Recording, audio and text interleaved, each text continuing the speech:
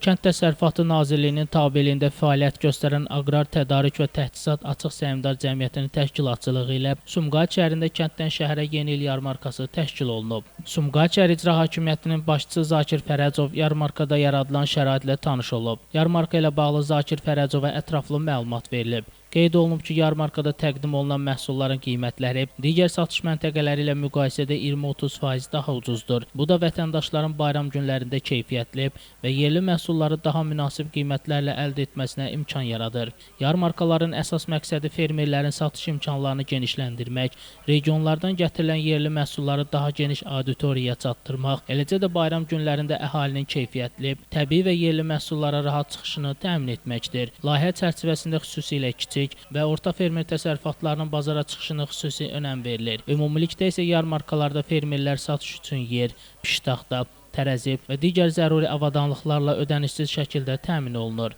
Şəmistan Fikrətli, Elbrus İsmailov, Bugün informasiya proqramı üçün.